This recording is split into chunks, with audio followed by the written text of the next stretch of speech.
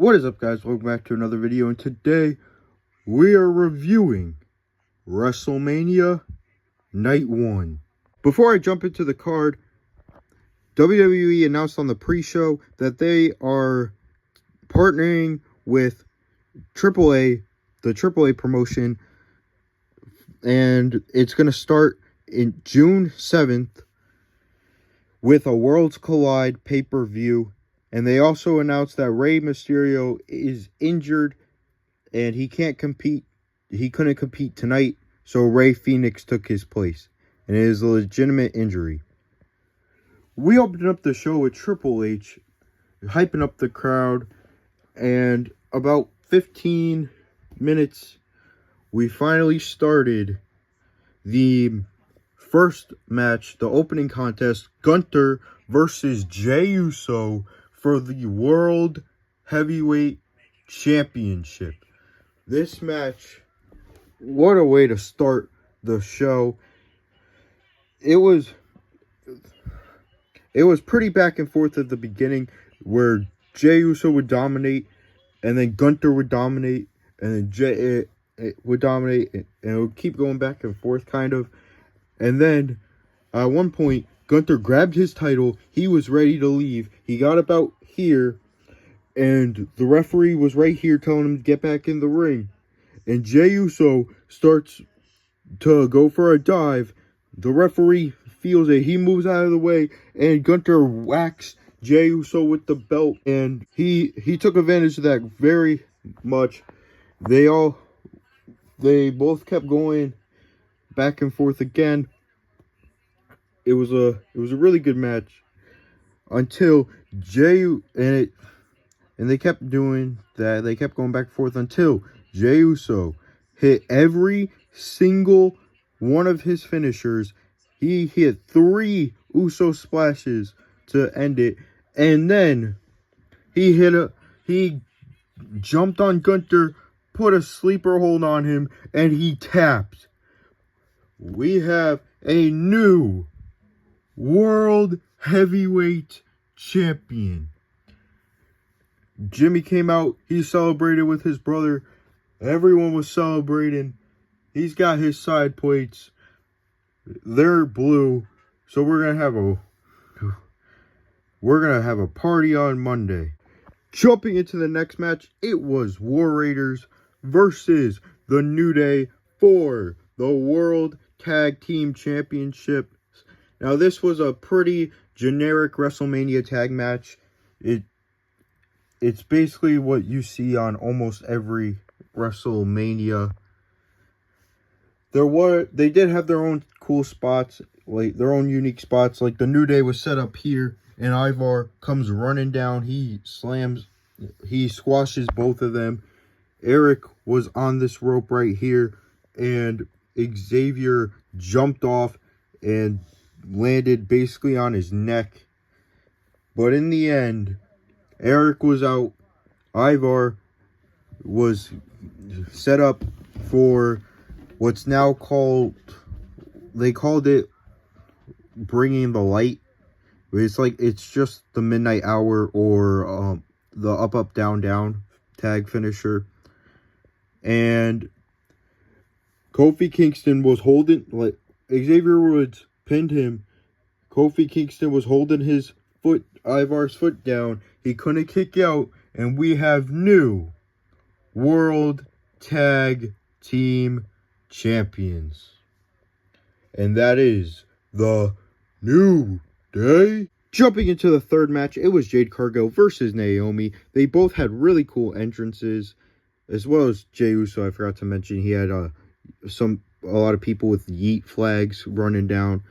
But it was Jade Cargill and Naomi. Naomi had a caution-like entrance. It was a Samoan WrestleMania entrance, kind of, and she had like caution tape everywhere. And Jade Cargill had a little weatherman. It was like, oh, it's nice and sunny, and it was like, oh, a storm is coming, and that was her entrance. Other than that, the match was pretty generic. I mean, it was a good match, but it's not much we haven't seen before. And to end the match, Jade Cargill had Naomi on her shoulders. She pushed her up, twisted her, and hit a powerbomb on her, and then hit a Jaded to win the match. Jumping into the next match, it was LA Knight versus Jacob Fatu. This match, it was kind of like Jade and Naomi. It's nothing we haven't seen, especially because we've seen these two face off against each other before, and they've kind of been teasing it. So it's basically what happened, except it was more of a squash match on Jacob Fatu was squashing LA Knight, and there was a lot of Samoan drops. There was a really cool moment with LA Knight. He got up when Jacob Fatu was about to hit his moonsault. LA Knight got up and hit him with a BFT. And Jacob Fatu was standing up in the middle of LA Knight's elbow drop, and he hit it anyways.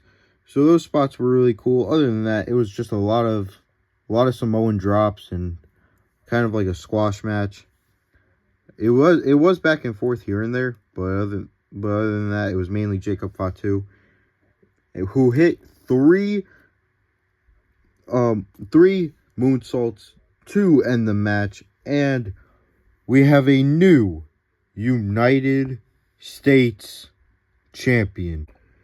Next up was El Grande Americano versus Rey Fenix. This match was it was a decent luchador match. Chad Gable did really good as a luchador. He's been doing really good as a luchador. But like I said, again, it's not much we haven't seen. It was definitely new. Obviously, they were both facing new people. So it was definitely a new good match. You got to give Chad Gable some credit. This is his first time being a luchador, and it's actually working. It's doing really good. He's doing really good. But in the end, Chad Gable slipped the metal piece in his mask.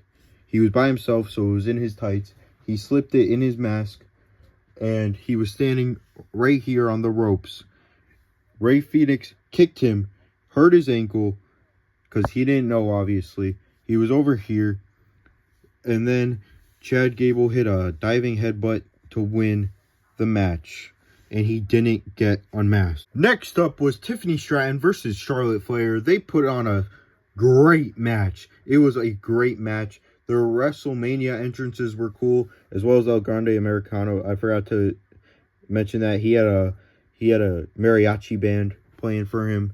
But and LA Knight had a car. Jacob Fatu had this really cool werewolf mask. It was really cool. But Tiffany Stratton had 3 Barbie doll things. She was in the middle, and then the other 2 were like her in like a boxing uniform, and I think it was a cowgirl. I can't remember that. I don't remember that one, but it was something like that. And she was the Barbie doll. She came out. It was really cool. And Charlotte, she just came out in a car, basically like LA Knight. And then they got to work. They put on a good match. It was, I don't want to say it was a normal match, but because it wasn't just a normal match. It was a normal match, but it was good. There was a few spots. It's similar to Charlotte's Rhea match, where there's not much to go over, but at the same time, it was a really good match. And that's how it was. And they put on a really good... I keep saying the same thing. I'm sorry. I don't mean to. I don't know.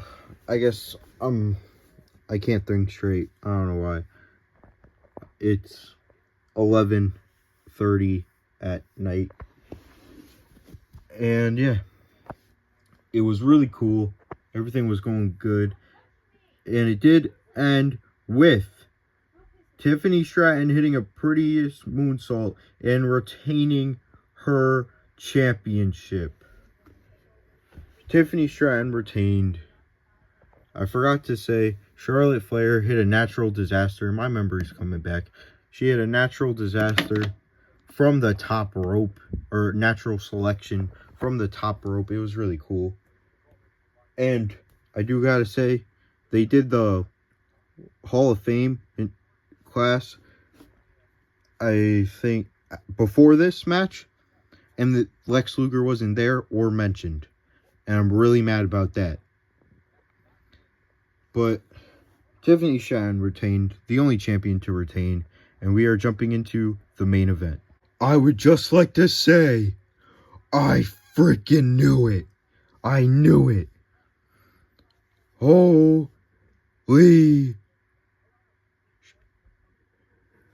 Oh my God. This match was really cool. Seth Rollins had a flamethrower. Roman Reigns had all his family members on like the little screens. And CM Punk had Living Color singing Cult of Personality live. And he redid his ECW speech. But man, was this a match to remember. And it will go down in history. Seth Rollins and CM Punk were fighting in the crowd, going on, squishing trash cans, doing anything they can. And Roman Reigns threw CM Punk onto the prime stand, like right on top. It looked like it really hurt. It was bad. There was moments where Seth Rollins almost convinced Roman Reigns to team up on CM Punk. Paul Heyman was in shock. He was screaming no every time CM Punk and Roman Reigns were putting each other in submissions. Seth Rollins with him curb stomps. It'll go insane. Roman Reigns tried to get Seth Rollins tried to get Roman Reigns to put CM Punk through the table, Shield style, and Roman Reigns took him out, put Punk through this table by himself, put Rollins through the other table, and then everyone was down. Seth Rollins got hit with a GTS. Roman Reigns got hit with a spear. Seth Rollins got hit with a stomp. Every man was down. Roman and Punk were right here. Paul Heyman grabs a chair. He's right there. He tells Roman Reigns, I can't give you the chair. He slides it to CM Punk. Low blows CM. He gets in the ring. Low blows CM Punk while Punk is holding the chair. Gives Roman the chair. Seth Rollins was right here. Shield style. Similar to how the Shield. Paul Heyman tells him to hit him with the chair. He low blows Roman Reigns. And Seth Rollins was waiting for the chair. He had his hand out. Paul Heyman gave him the chair. He hit Roman Reigns with the chair. Hit him with the stomp. And he won the match. Here is your winner and the new Paul Heyman guy, Seth freaking Rollins.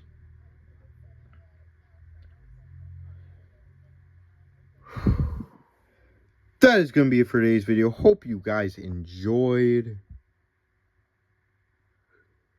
See you for WrestleMania Night 2. And happy Easter. Peace.